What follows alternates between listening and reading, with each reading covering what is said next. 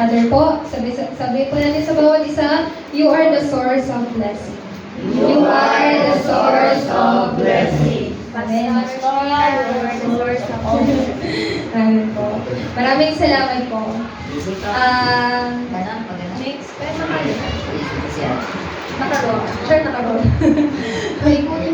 So anyways po, you are all blessed po. Sabihin niyo nga po sa sarili po ninyo, I am blessed. I am blessed.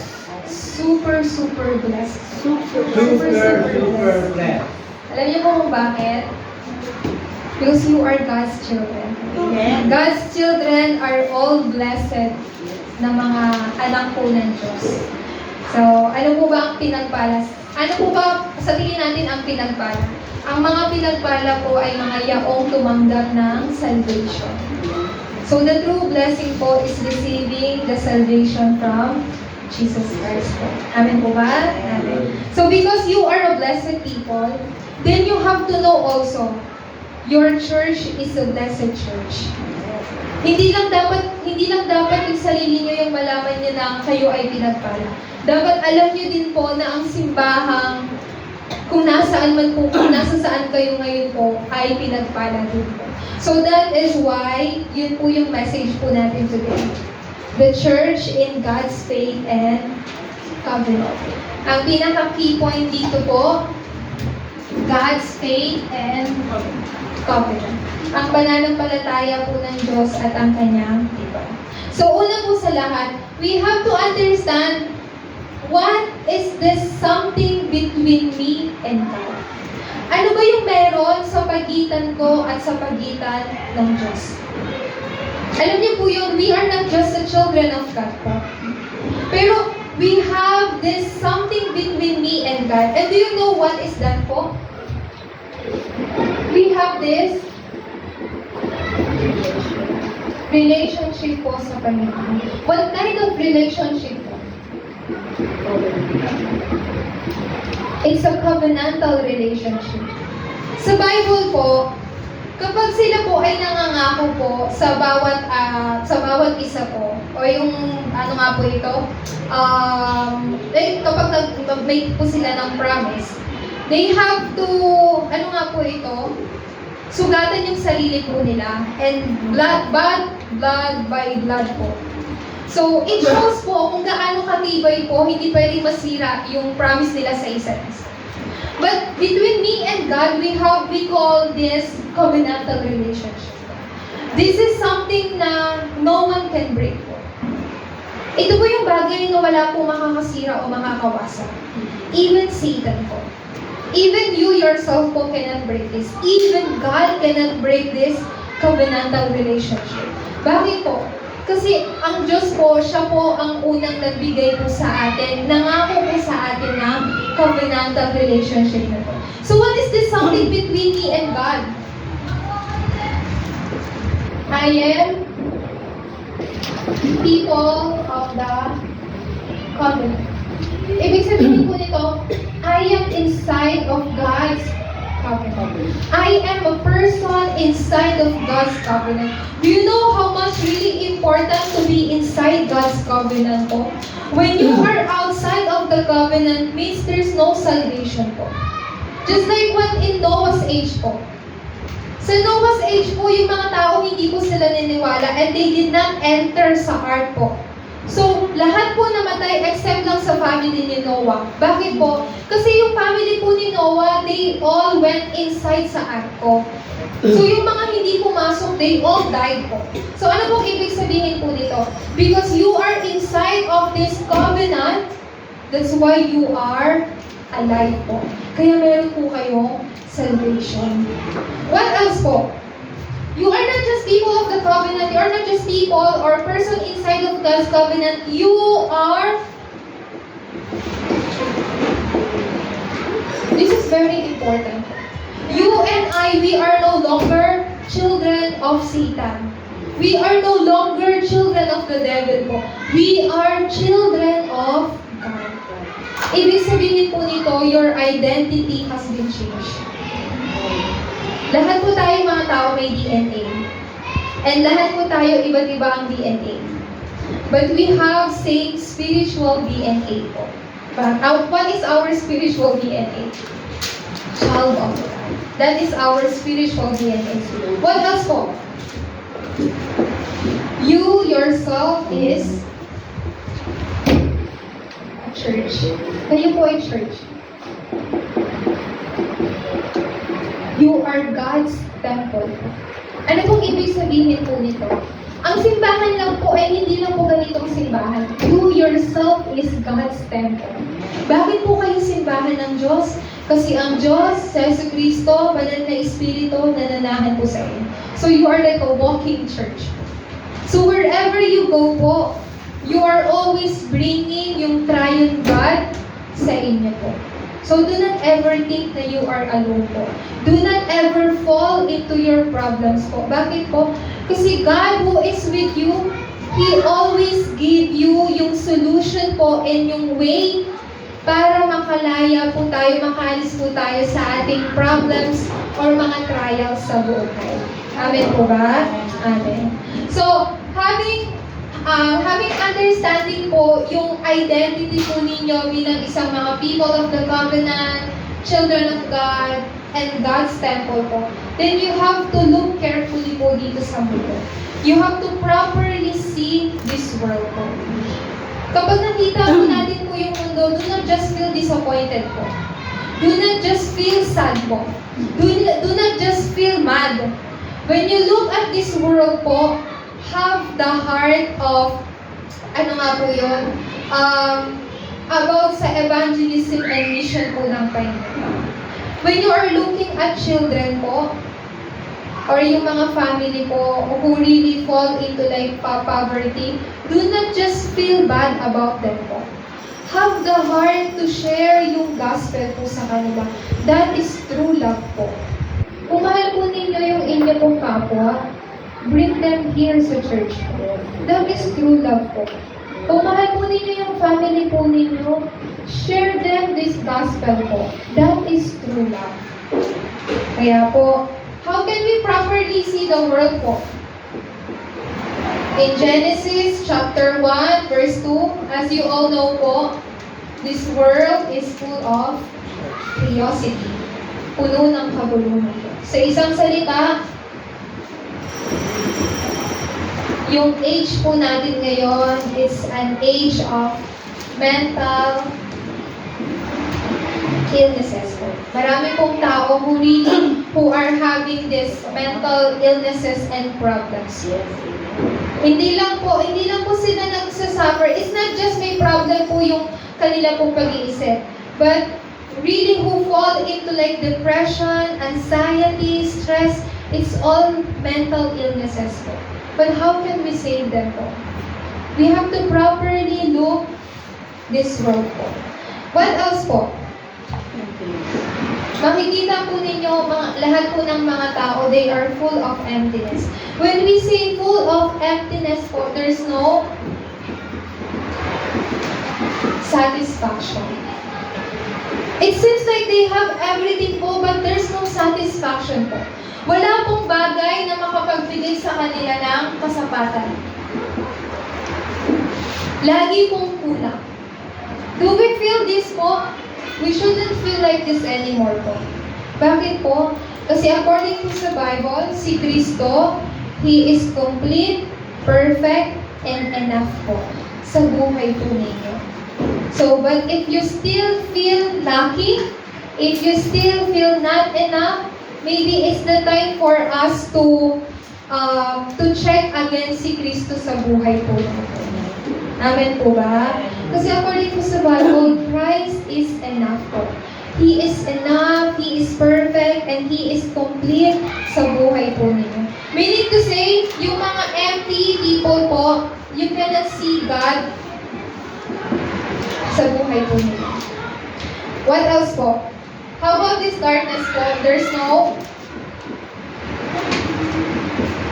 freedom. Wala pong kalayaan. Sino po ang nagbibigay po ng kalayaan po sa atin? According sa John chapter 8 verse 32, the truth set us free. Pero sino po si Satanas? According sa John 8:44, si Satanas po yung nagtatago ng katotohanan ito para hindi po natin malaman.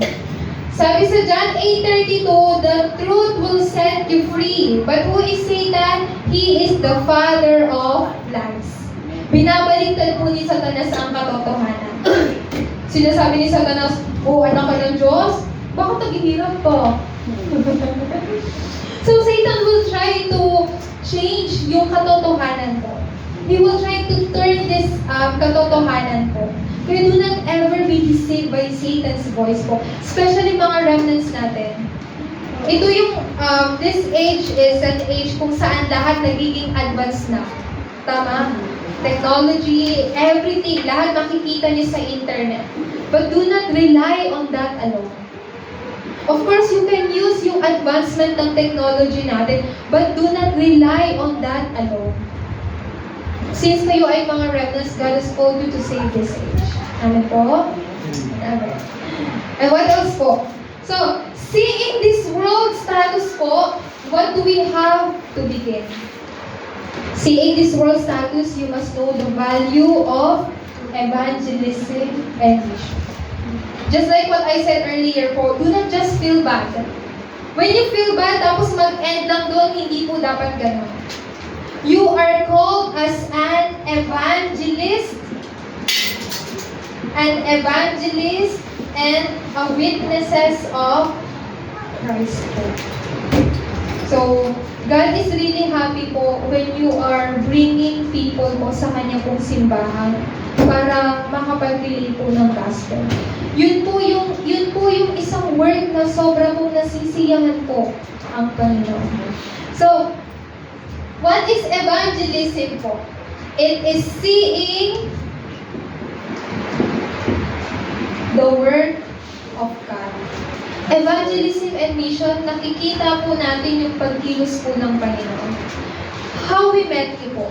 Paano po namin kayo nakilala? We did evangelism po. And ngayon nakikita po namin yung pagkilos po ng Diyos sa inyo pong mga buhay. Evangelism is seeing the work of God po. Pangalawa po, evangelism, it is enjoying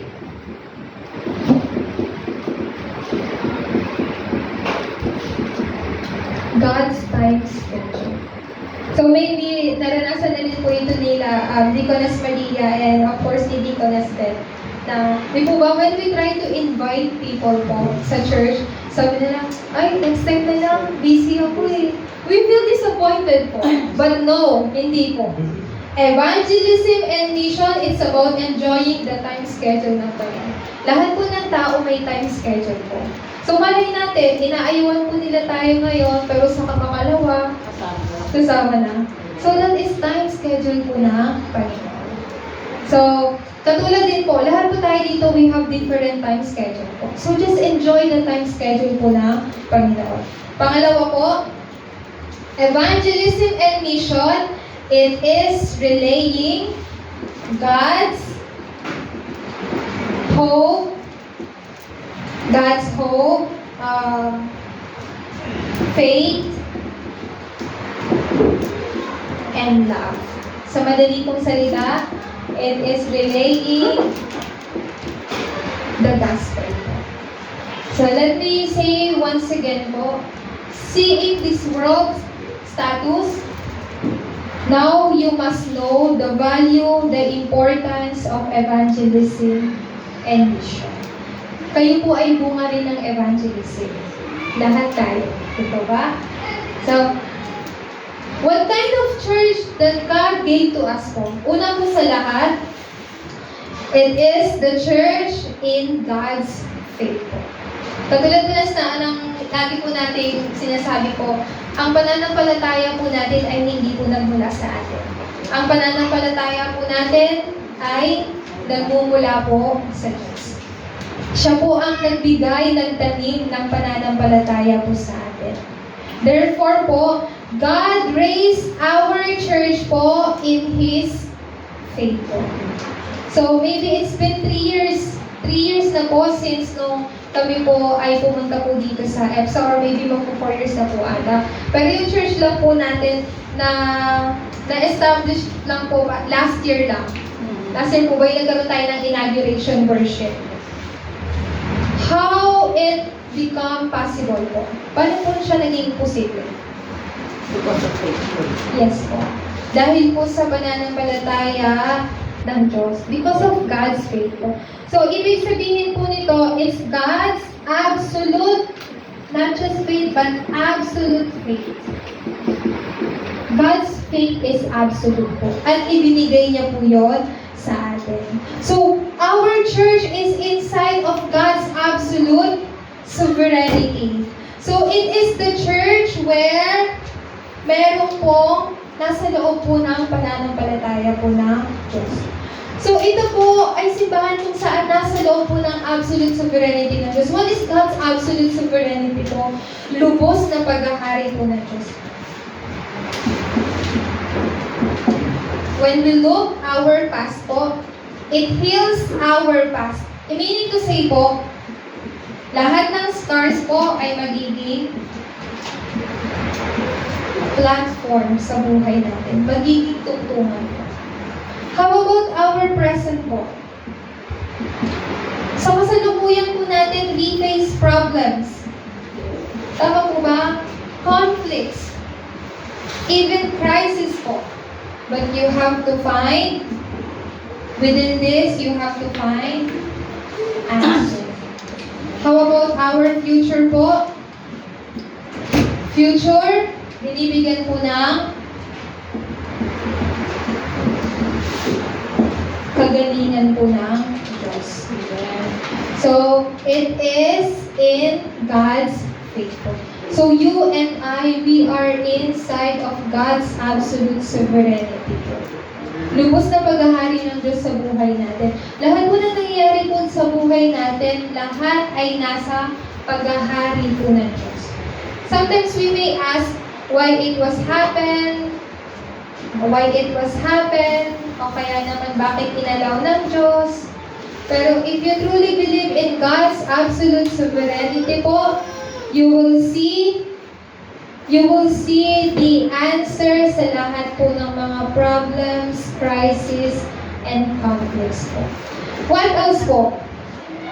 In 1 Chronicles chapter 29, verse 10 to 14, makikita po natin po dito yung ginamit po ng Diyos si David to build a temple po.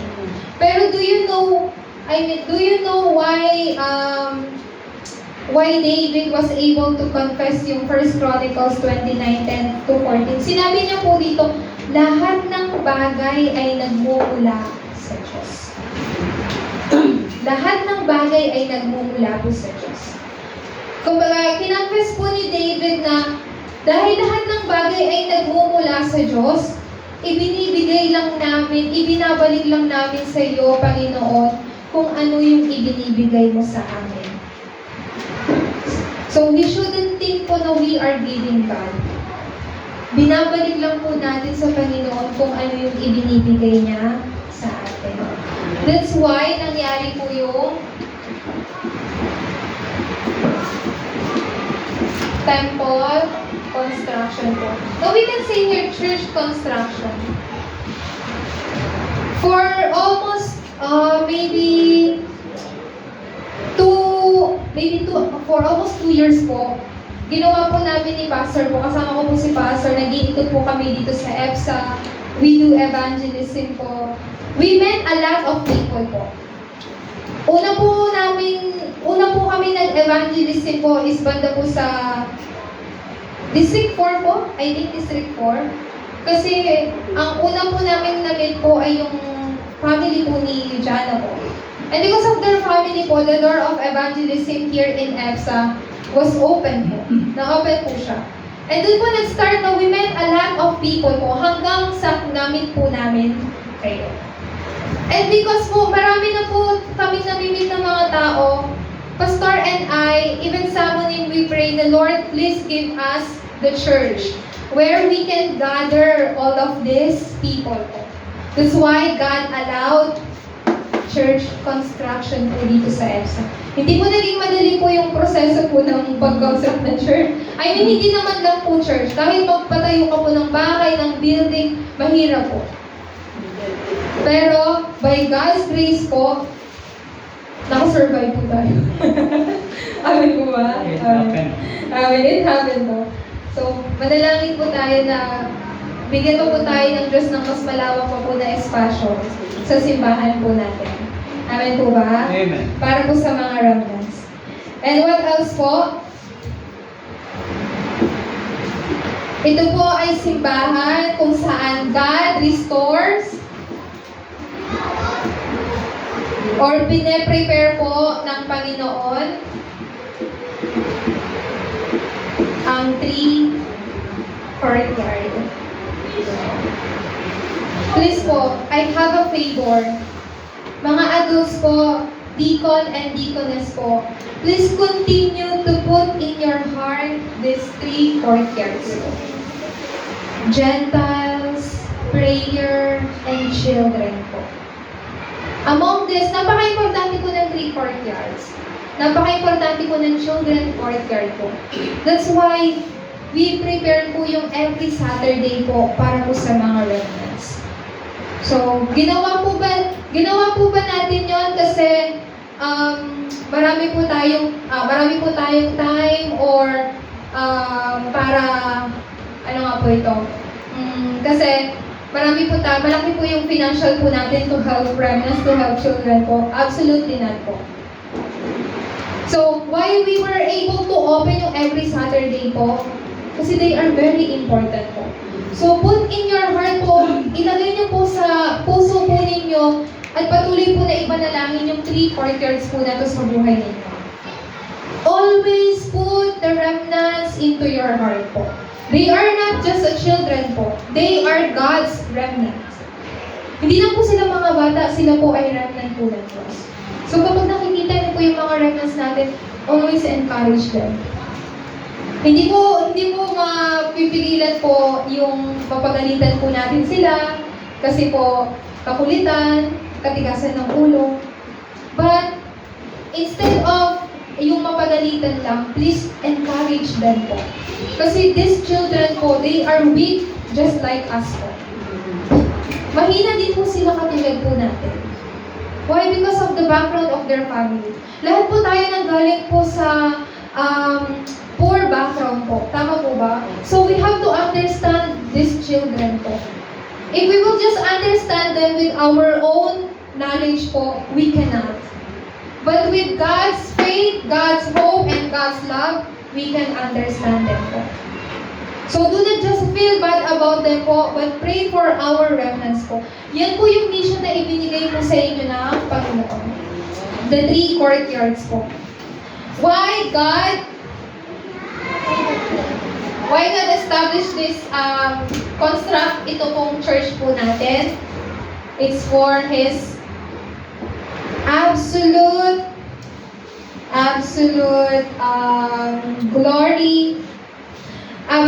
glory po ng Diyos. Absolute partisan of glory. Para po sa kapulihan po ng Panginoon. Pangalawa po,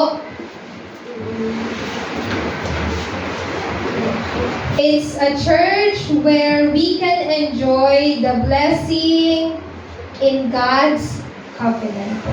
So what is this po? It's covenantal grace po ng Panginoon. This is not just grace, pero covenantal grace po ng Diyos. Pag sinabi pong covenantal grace po ng Diyos, we can see in Genesis chapter 3, verse 15, that God promised us na ipapadala niya ang, ano nga po ito?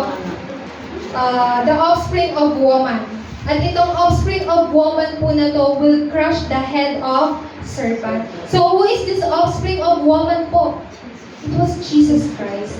So this is the covenantal grace po.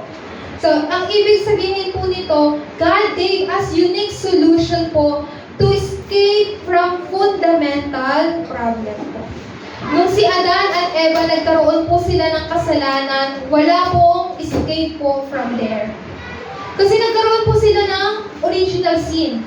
They disobeyed God. They disobeyed God. Ibig sabihin po nito, they had disbelief po. So there's no escape from there po. But what is God's covenantal grace po? Genesis 3:15. God gave us immediate solution. What is this Genesis 3:15? The offspring of woman. Kaya nga po, from Isaiah chapter 7:14, yung binasa po natin kanina, ang birhen babae daw po ay magdadalang tao at siya ay papangalan ng Emmanuel. Sa Matthew chapter 1 verse 21, ito pong prophecy nagkaroon po ng fulfillment. Ano po nakalagay po dito? Ang ipapangalan mo sa kanya ay Jesus. At ang ibig sabihin ng Emmanuel, kasama natin ang Diyos. From Matthew chapter 16 verse 16, and He is the Christ. So what is this covenantal grace po? This covenantal grace, it is God's covenant po. God's promise po. It is the, ano nga po yun? The advanced covenant na ibinigay po ng Diyos po sa buhay po natin. So it is the covenantal of grace where Christ is with me. Christ is with you. So being with Christ means you have salvation. Yung si Kristo po ay nasa inyo, ang Diyos kasama ninyo. It is the salvation po. What else po? God also promised us the Counselor, the Holy Spirit po, to be with us. To be with us. When Jesus went up to heaven po, nangako po siya sa atin, na magpapadala daw po siya ng counselor sa atin po na makakasama natin magpasawalang hanggan. Si Kristo po, bumalik na po siya sa langit, pero nakakasama po natin siya through Holy Spirit. It's not just that po, the triune God is always with you po. Kahit saan po kayo magpunta, this triune God is always with you. Forever po and eternal. Kaya po, according sa 1 Corinthians chapter 3, verse 16, you are God's temple po. Kayo po ay mga templo po ng Diyos.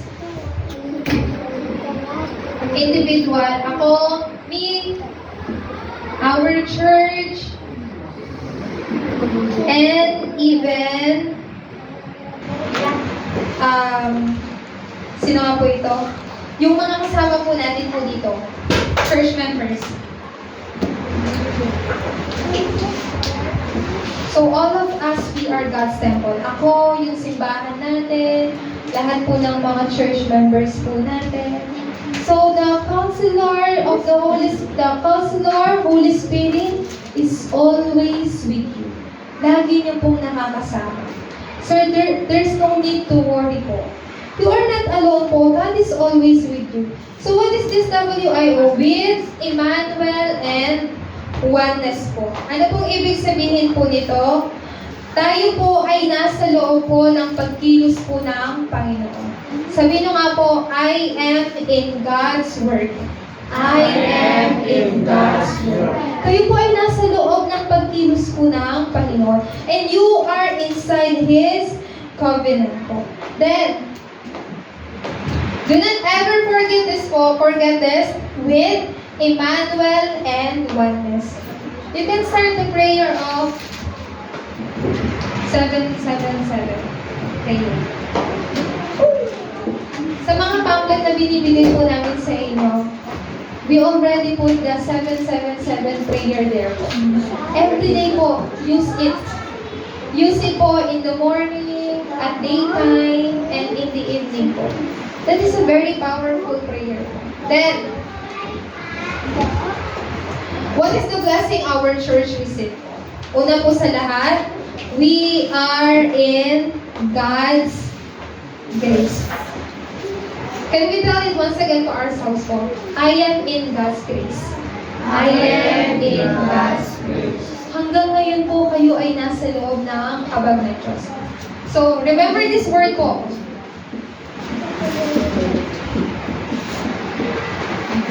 Nevertheless. Alam mo Tagalog ng nevertheless? Let's see. So, parang kahit ano pa pong mangyari, yes? So, kahit ano pa pong mangyari, gayon pa man, kahit ano pa pong mangyari, gayon pa man, kahit ano pang mangyari, you are still in God's grace po. Kapag tignan po natin yung background natin, situation natin, circumstances natin, kahit ano pa yan, gayon pa man, you are inside of God's grace po. So, ano pong ibig sabihin po dito? Always. Yes po, as always. Nevertheless means you have received the salvation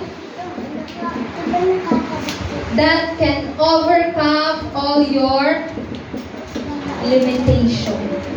What kind of salvation will you receive po? The salvation where you already overcome your every limitations po. So, it is the gospel that God gave to us. Dahil siya po, who is God po? God is a God of, nakalimutan ko po yung word. Let's just say God of sympathy. Pero hindi lang po nakakaramdam ng simpatsya po ang Panginoon. Pero what He really feels towards us po, ang Diyos po ay lagi pong merong, sabihin po natin, habag, at awa, magmamahal sa atin po. Kasi tayo po ay Kanya pong mga anak. And then, who is God po? He is the God where all our disobedience ay ginagawa niya po, binabago niya po into obedience of faith. Napakabuti po ng Panginoon natin. Kasi kahit meron po tayong hindi pagsunod, binabago niya po yun into obedience of faith po. Let me give you some example po. Just like for example, si Abraham. Si Abraham po ilang beses pong sumuway po sa Diyos. Alam niyo po ba kung ilang beses pong binenta ni Abraham yung asawa po niya? Si Sarah? Kasi po sa gutom niya. Wala silang makain benta niya ang asawa niya. Sa panahon po natin ngayon, hindi po yun katanggap-tanggap. So, si Adrian bumili-check. Bakit naiintindihan mo? So, kasi po pinangakuan po ng Diyos po si Abraham na magkakaroon siya ng sarili niyang descendant. Sarili niyang salinlahi. Pero si Abraham po pati si Sarah, they have this belief po sa Panginoon. But nevertheless, gayon pa man, God made Abraham ancestor of faith. You understand po? Kahit ganun pa man po, kahit puno-puno pa po ng disbelief po si Abraham, ginawa pa rin po siyang ama ng pananampalataya ng Diyos. So remember po, nevertheless, gayon pa man. Who else? Let me give you another example. Si Jacob po. Ito naman po si Jacob. Dinaya naman po niya yung kapatid niya. Kasi kasi gusto niyang maging, ano nga po yan? Ano nga po ito? Panganay. But nevertheless, God used Jacob. Sino nga po ang anak po ni Jacob po? Si Joseph. Di po ba? God used even Jacob. Nevertheless po. Another one po, Moises. Si Moises po, makikita po ninyo yung hindi pananampalataya ni Moises. Saan po? Pagrereklamo. Dami niya pong hindi sa Panginoon. Panginoon, hindi ko kaya. Panginoon, matanda na ako. Panginoon, hindi ako marunong magsalita. Ano gagawin ko? Magaling din po ako dyan Ganun din po ako Nevertheless, ano man mangyari. Ano mang mangyari. Yes po. Ano mang mangyari, kahit ano pa pong mangyari, you are in God's grace po. So just like Moises po, kahit marami po siyang disbelief, naging ano po si Moises later on, he became a great leader ng Israel. Paano po siya ginamit po ng Diyos? God used Moses po to lead Israelites po out of Egypt. They met yung Red Sea po, but God used Moses po para hatiin yung Red Sea. So Moses became a great leader po. So I really want our deacon and deaconess po to really understand this word nevertheless. Meaning you are inside God's grace po. Pangalawa po, God gave our church this absolute sovereignty po. Absolute sovereignty or absolute faith. What is this absolute faith po? In faith where God is always with us. And Psalms chapter 2, verse 7. Let me read for you po. Sabi po dito, I will proclaim the Lord's decree. He said to me, you are my son. Today, I have become your father. Sino po may sabi po dito? Ang Diyos. Sabi niya po, you are my son. Anak kita. Ngayon, akin ka na. Naging ama mo na ako. I have become your father. What else po? So, makikita po natin yan sa John chapter 1, 12 hanggang 13. From verse 13, it says here, children born not of natural descent, nor of human decision, or a husband will, but born of God. Sinalo po tayo, born of God. So we are born again Christian po. We are not just Christian, but born again Christian. Christian is not religion po. Christian itself is a life of Christ po. Naunawaan po ba natin? So, what else po? In Isaiah chapter 43 verse 1, let me read for you po. But now, this is what the Lord says. He who created you, Jacob, He who formed you, Israel, do not fear, for I have redeemed you. I have summoned you by your name, and you are mine. Ano daw po sabi po ng Panginoon? Kayo daw po ay Kanyang iniligtas. Iniligtas niya po kayo at tinawag niya po kayo sa pangalan niya. And sinabi niya po, you are mine. Hindi po tayo tinawag ng Diyos by group. Oh, this group 1, I called you. Group 2, I called you. No po. God called you by your name. So meaning to say, God knows you.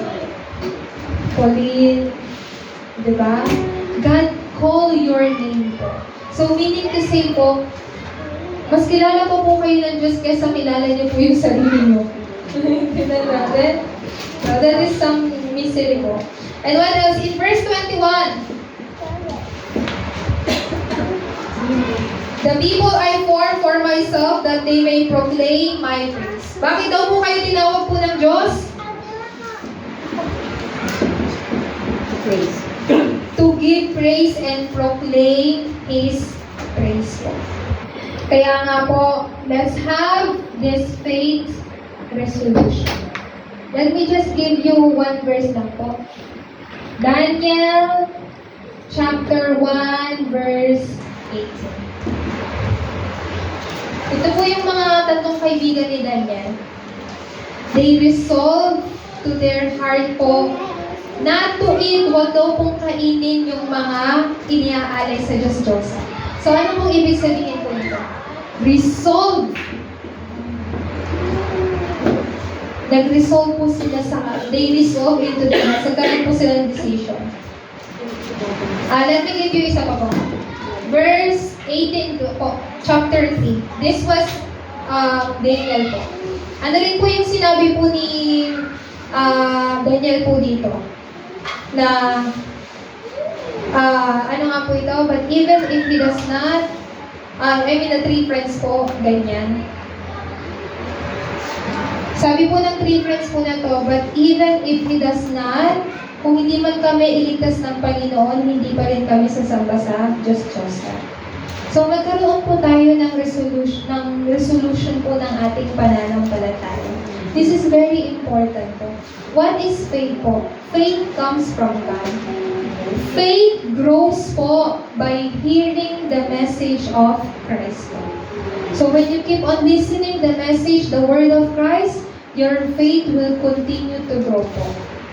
But if suddenly, biglaan po ninyo, hindi po kayo nakinig ng salita po ng Diyos po na to, your faith unti-unti po ay babagsak. So you have to listen always sa salita po ng Diyos, sa mensahe po. Ibig sabihin po nun, do not ever lose worship po. Kasi the moment we lost our worship, the moment we lost everything po. Just like Adam and Eve po. They lost worship, they lost this covenantal relationship. That was the beginning of their lives misery po. Okay po ba? So as for our conclusion po,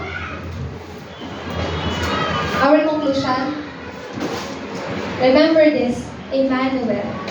God is always with me. He guides me. Merong paggabay. Merong pananahan. At pagkilos, indwelling. Siya ay gumagabay, siya ay nananahan, at siya ay kumikilos sa buhay ko. So that is Emmanuel po. Lagi niyo pong nakakasama po ang Diyos. So throughout this week po, enjoy the blessing of wind. Enjoy the blessing of wind po this whole throughout this week po. Tamasahin po ninyo yung pagpapala ng with ng Emmanuel po na lagi niyo pong kasama po ang Panginoon.